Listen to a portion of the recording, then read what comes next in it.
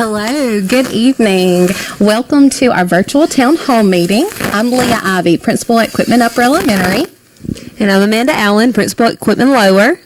And tonight we're going to be discussing some of your most pressing questions. We know that you've asked questions by giving our offices a call, asking questions on social media, and many other ways. And we'd like to take some time this evening to address some of those questions that you had.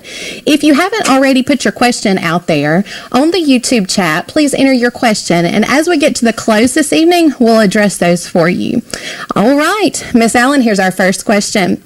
So, do I have to enroll my child in school? All right, we got this question several times when we did our survey call-outs. We were really shocked to know that there was really a misconception out there about, do I have to enroll my child in school this year, or can they just sit the year out considering the COVID situation? And so we really felt it was necessary to make sure that everybody knows that all school-age children are expected to be enrolled in school. You can be enrolled in a public school, a private school, or a homeschool, but every school-age child must be enrolled in school somewhere. So be sure that you have started the registration process because that's open now. And if you need any help with that, you can contact your child's school and we will be glad to help you. But Leah, what is the difference between distance learning and homeschooling? That's another important question that several people have asked. So the big difference between distance learning and homeschooling is that you're connected to the school or you're not. With homeschooling, you are doing curriculum. You are completing a form with our truancy officer, Santana Mayers, and you are providing that curriculum to your student on your own. With distance learning, you are still able to be at home, and that learning is going on with your child, but you are still connected to the school. So the lessons, the curriculum, it's still coming from the school. You're still getting support from the school as well as your child's teachers. So you're not having to do that on your own. So speaking of distance learning, Ms. Allen, what does that look like? Well, during the time that we did distance learning, March through May, we learned a lot, and we learned that some things work better than others, and we're going to take those lessons and we're going to apply them in this school year for those who do choose the distance learning option. We feel like it's very important that our students get quality education, no matter if they're doing it through traditional school or if they choose distance learning. Some of the things that we found that really worked well was, number one, videos. Teachers that recorded themselves doing their Saxon phonics lesson or their Michael Haggerty phonemic awareness routines or math routines, and then they would shoot off those videos to parents who could let their child watch it at any time that was convenient to them and go through those same lessons that they would have done should they have been in school.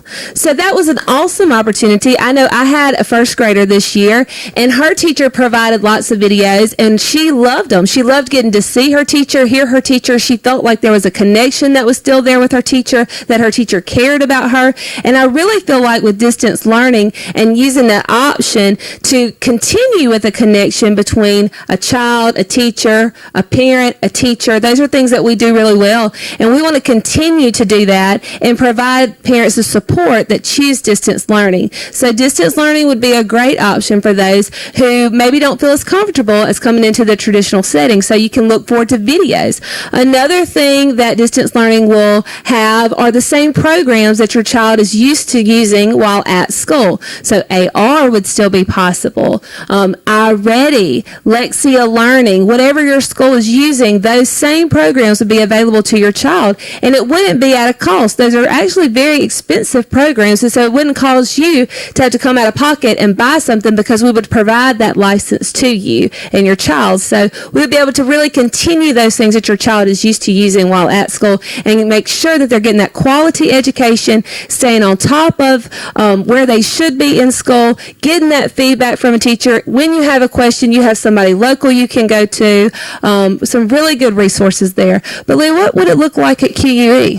So it would look really similar to what you mentioned about QLE. We would incorporate those teacher videos. So within Ready Reading, Ready Math, the teacher videos of those programs, those lessons that they're completing would be sent to the student through Google Classroom.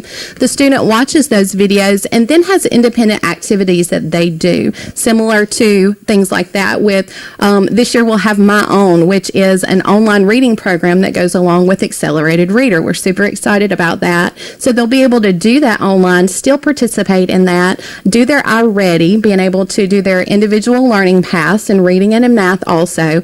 And there's not necessarily a set schedule for that. So if they're doing it earlier in the mornings or late in the evenings, there's not a specific time that they would have to log on to complete those. As long as they get those completed during the day, if they're assigned for this day and they complete those, they'll be good to go. So speaking of distance learning, and another question that has been a hot topic is documentation. What kind of documentation would I need if I want my student to do distance learning?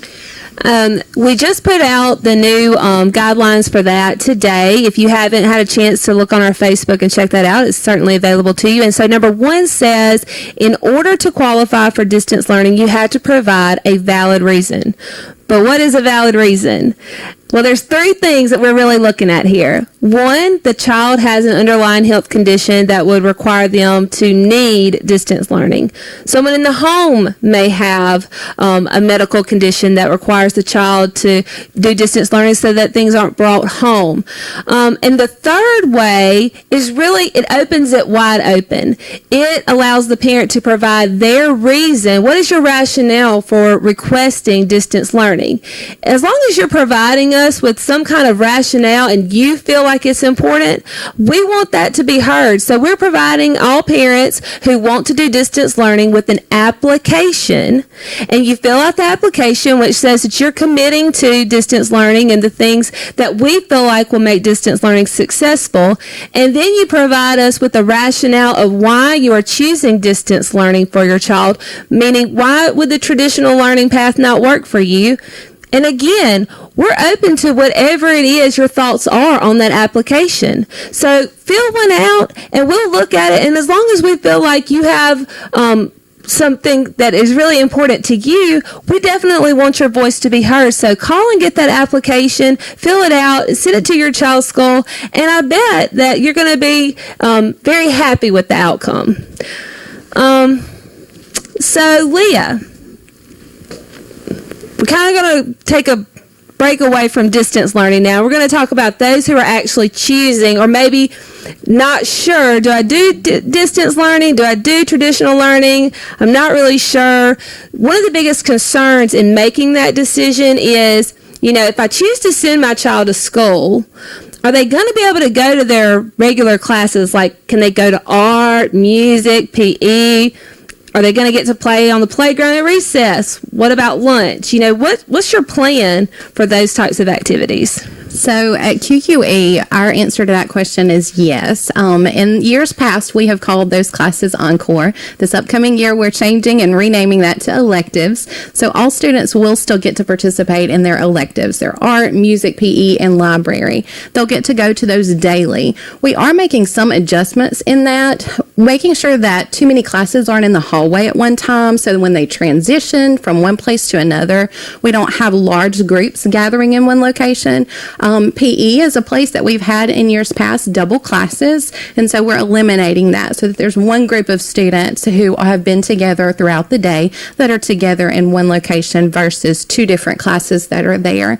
But yes, they will still get to participate in that. We are doing some other things too. For example, in art, they use different types of materials to produce their art projects, their crayons, color pencils, different things like that. So you'll notice our school supply list came out this week, and we are asking for pencil boxes, individual pencil boxes with those materials. So students will have their own set of materials in the classroom that they also take to art with them, so that we're not sharing different materials back and forth to reduce the spread of germs in that location. We are also going to continue with recess, but one extra measure that we're putting in place is at the QUE, we have 2 separate areas for the playground, one on one side of the road and one on the other. And so one group will be on one side while another group will be on the other. So there again, just some extra measures to keep groups of students away from others there. And then with lunch, when it comes to lunch, our students will have one of 3 options. We're going to switch that up a little bit. We still want them to be able to get out of the classroom for that from time to time. So we're going to do a rotation schedule. So they will either be eating lunch in the cafeteria in sectioned areas. They might eat in the classroom one day, or they might go out if it's a pretty day and it's not too hot and have a picnic outside on the lawn. But we'll rotate so that they have different options for that. We want to continue to put those things in place because we know our students look forward to those things, but also put some extra practices in place that would help to keep them just as safe as possible. What do you think that's going to look like at QLE?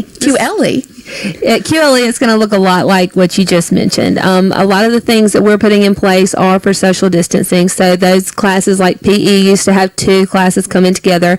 It will now be 1. We're making sure that classes that are in the hallway are going to be in the hallway at different times. So we're really staggering when classes are in the hallway so we don't have congestion.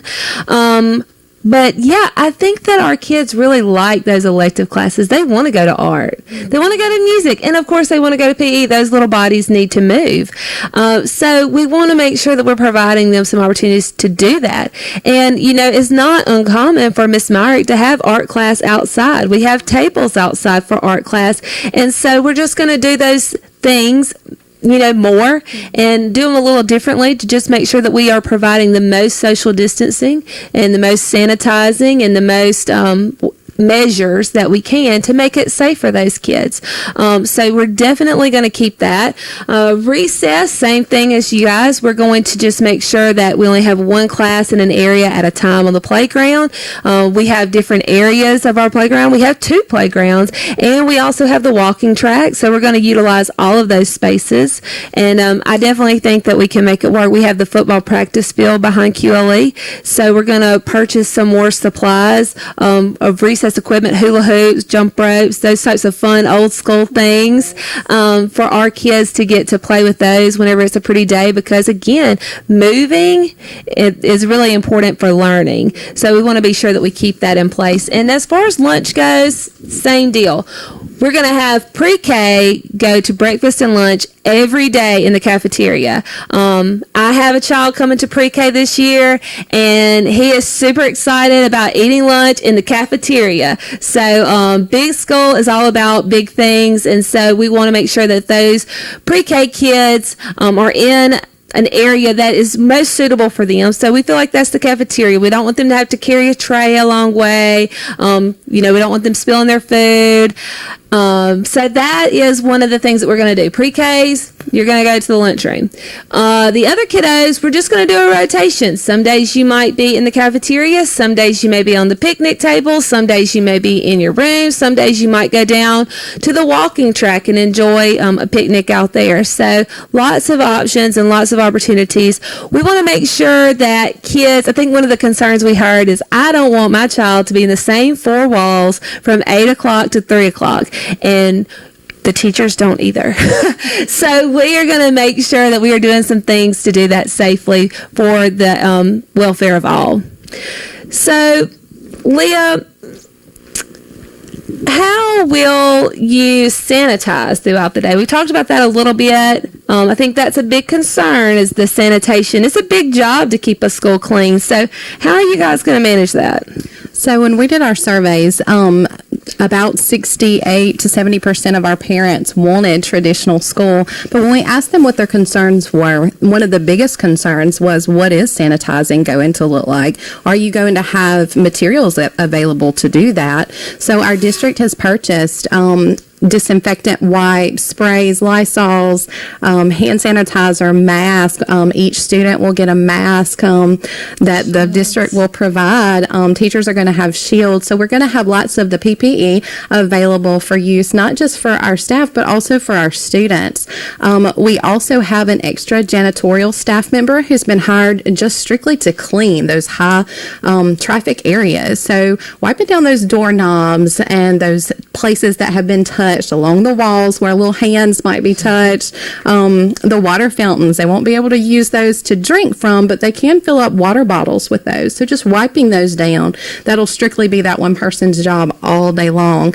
But of course, there's no way to clean this campus just with one person or with two people for that matter. So we've got over 350 students enrolled at QUE, and so we're going to employ our kids as well as our staff members. We think that's one of the big things that we discussed in our plan with the nurses, and that we've heard from other people along the way in developing our plan, is that we need to teach those good health options with our kids, how to be safe, how to cough in your elbow if you feel a cough coming on, what to do if you sneeze, how to sanitize that area to make sure it's good and clean. So one of the things our students will do daily will be to disinfect their area. So we'll have disinfectant wipes, and they'll be able to wipe down their tabletops, the area space that they use in different areas like that. So it won't be the job of just one or two. It'll be the job of all. And when we say job, I don't even think that's the right word. Our kiddos love to help out. When it comes to the end of the day and it's time to wipe down tabletops on a normal school year, they love it. They fight over who's going to do it today. So I think they're really going to enjoy being able to pitch in to make sure that we all stay as safe and healthy as possible. So, speaking of that, it is definitely not a normal year, and we're going to manage this the best we can. So, let's talk about the inevitable. So, what happens if someone at school tests positive? Am I going to know about it? How's that going to work? Yeah. Well, to answer that question, we're educators, we're not medical professionals. So, I did ask the medical professional in our building. I asked Nurse Harris, who's been with the district for quite some time. I don't even know how long Nurse Harris has been with us, but she is definitely our go-to medical person, and she is very well informed. She's well informed of what is going on and what the expectations should be. And her answer, when I asked her this, her answer was, there is what they deem as a contact. And so they're looking at people who have been within 6 feet of one another for an extended period of time, so over 15 minutes. So those are the people we're going to kind of track. That again, that's why we're really trying to keep groups like in pods together, so that we can track who has been around who and know who needs to be notified. If one person in the school tests positive for COVID, we're not going to tell everybody in the school. We're going to tell those people who it's pertinent to, and that's going to be the people who have been in the close proximity. There's students who are never around one another. They're not around each other on the bus. They're not around each other in the cafeteria. They're not around each other in the hall. They've never had any contact. So what they might be downstairs, and then we have a whole nother group of kids upstairs. So we want to make sure that we are getting the information to the people who it's important to. So we're going to follow the advice of our medical professional, Nurse Harris. But Leah, now what happens whenever someone in my child's class tests positive? Do I have to have my child tested too? Well, the short answer to that question is no, you don't. We will definitely inform you and we'll let you know, but an automatic trip to a clinic or a doctor's office to have a test is not warranted. We're not medical professionals, but what we would say that the professionals would say is if you have concerns, talk with your child's pediatrician and their doctor.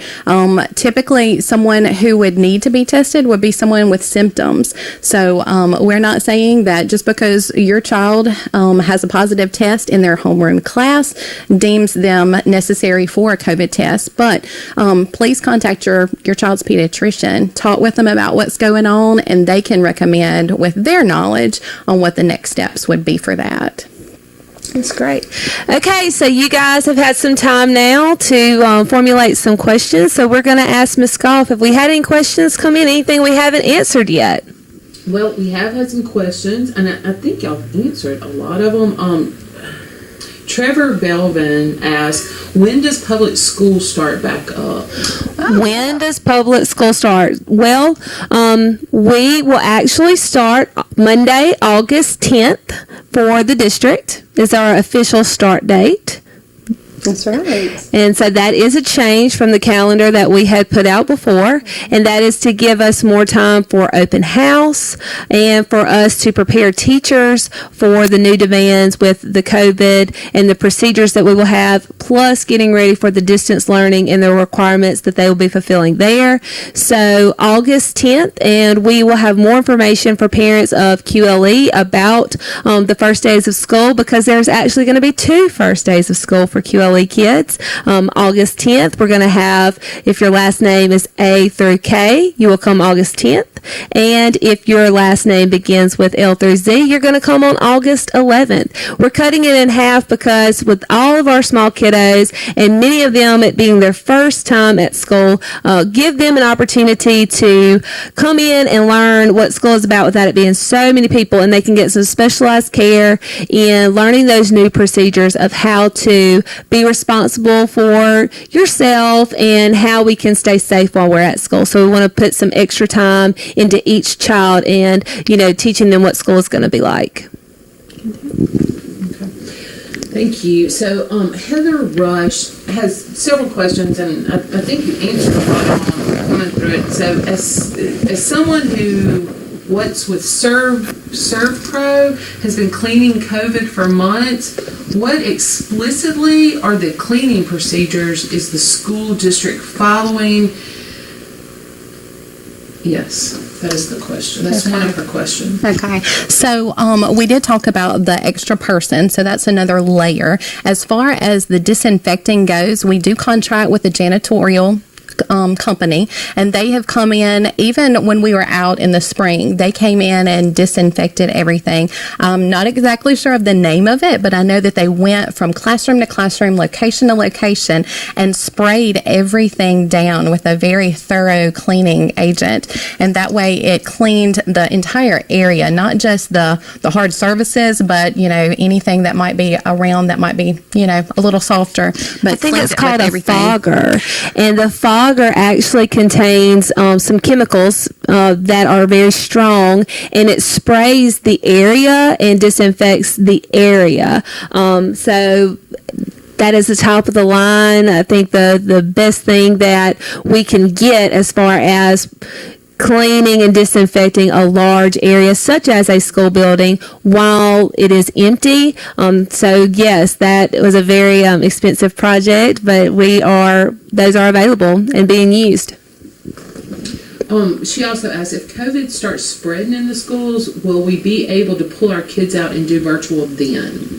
That's a great question, and the answer to that is yes.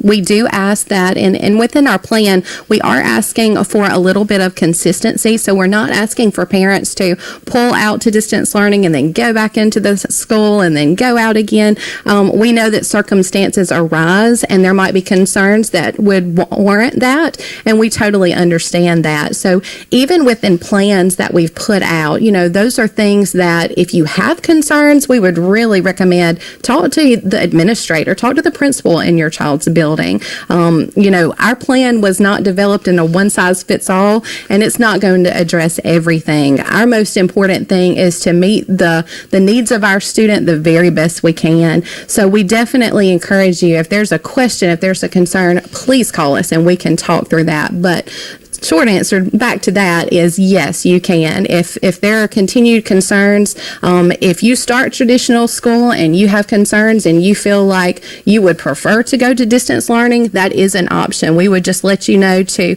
contact the office to complete the application for that, and then we would follow up with you from there.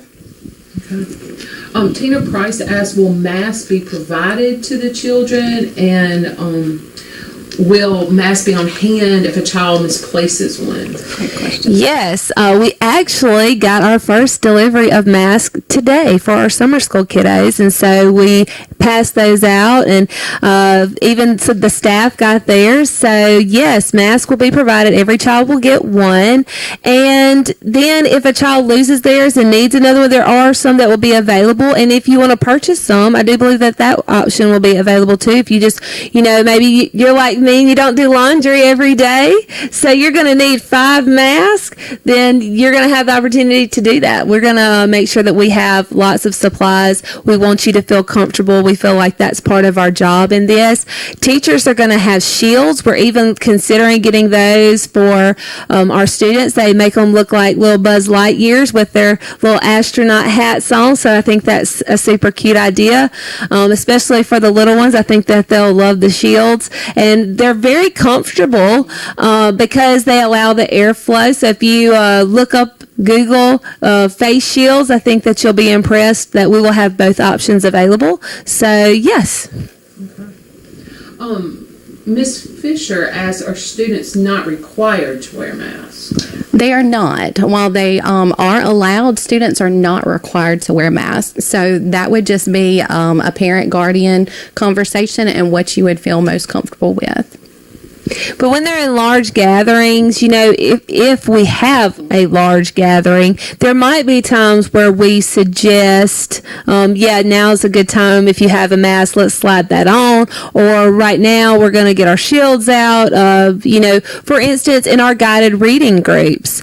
Again, I think one of the things that QLE teachers do awesome job of is making everything fun, right? Everything's exciting. So we're going to put our Buzz Lightyear shields on for guided reading time. The kids will come to the table and they'll have their little shields on, and they'll get to still do their reading while they're in close proximity to one another, because teachers got to see their mouths move.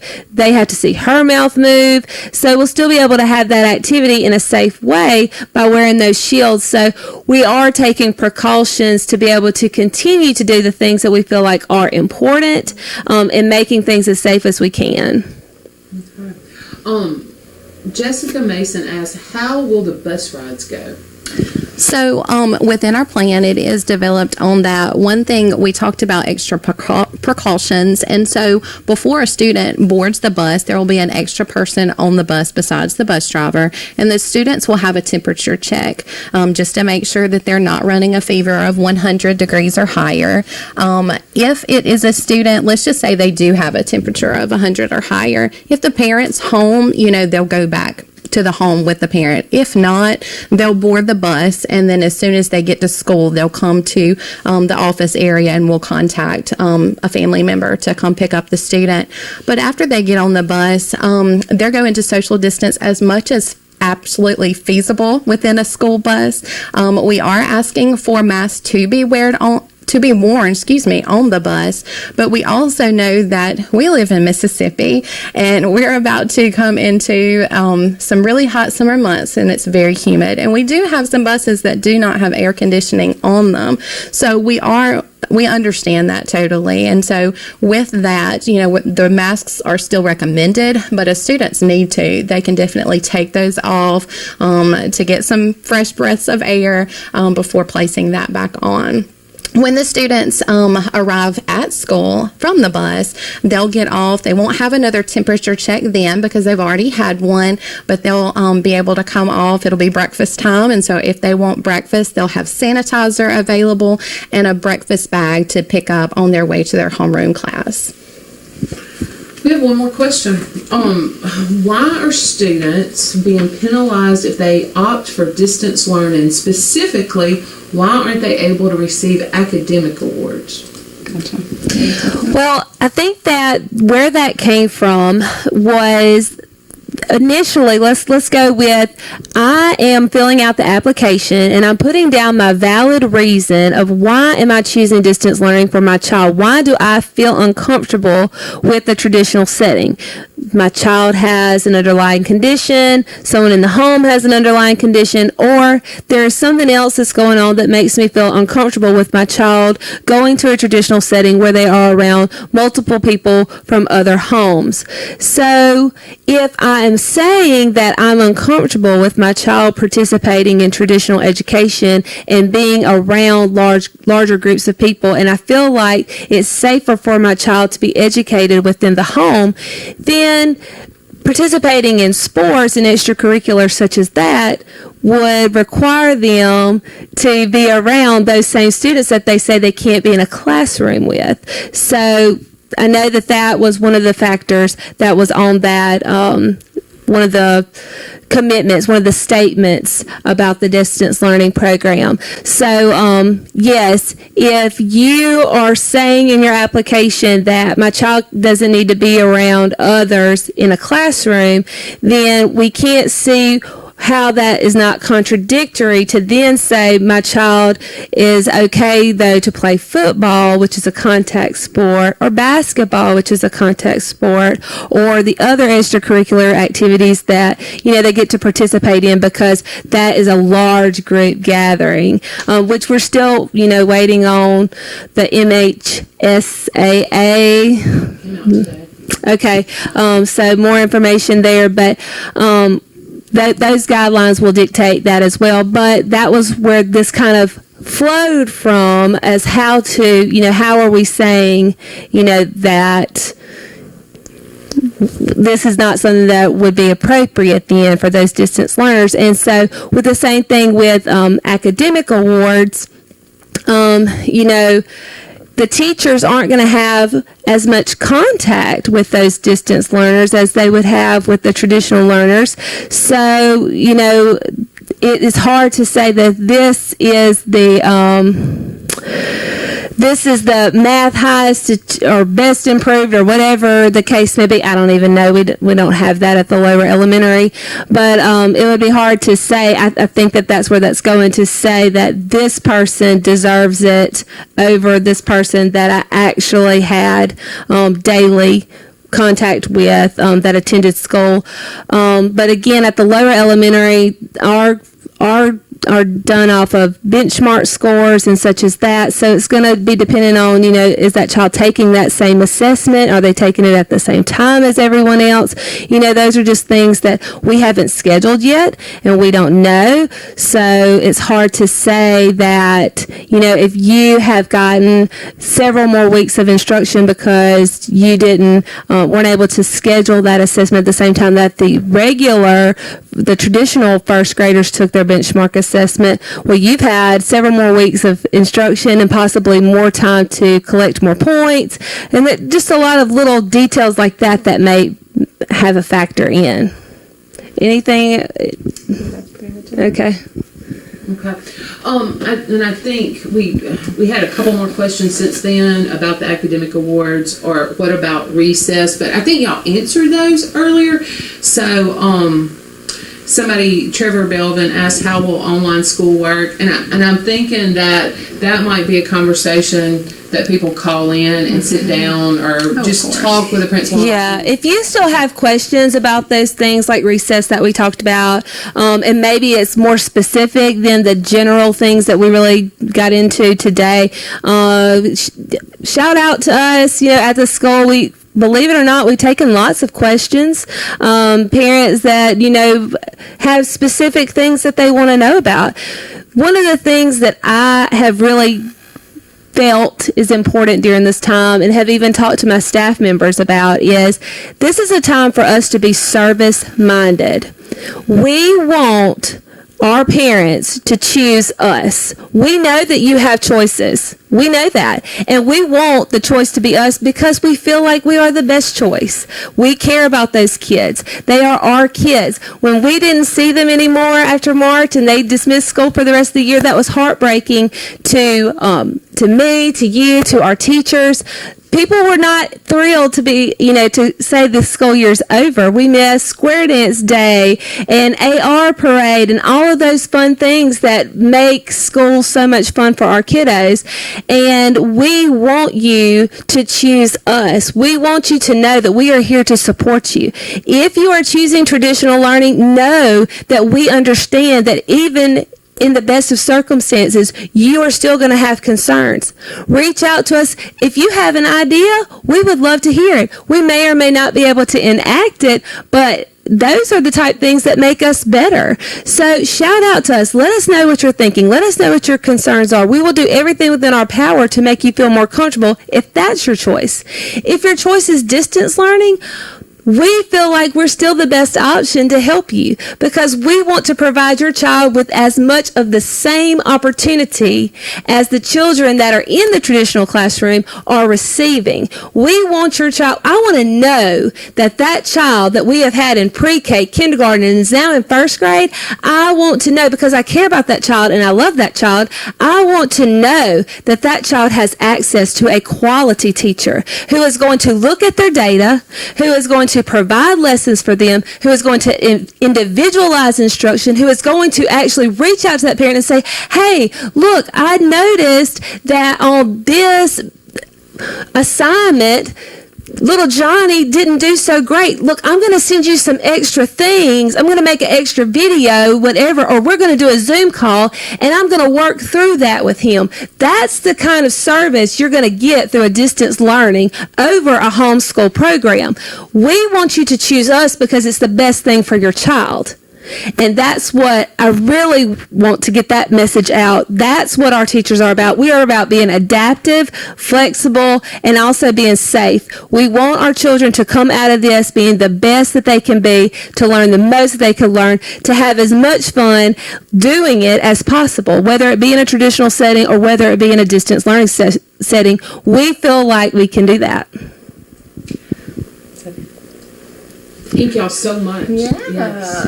And of course, if you have further questions, you have Shagoff's email address. Ours are on the district website. Our district website also has a COVID-19 link. We know we've been putting a lot of information out there, updating almost daily. And so if you have any questions about that, feel free to give us a call, email us, come by, different things. And that way we can help you work through it. We definitely don't want you to have those questions that you just sit there and think on and we don't know and we can't help you through. So please reach out to us. All right. Thank you.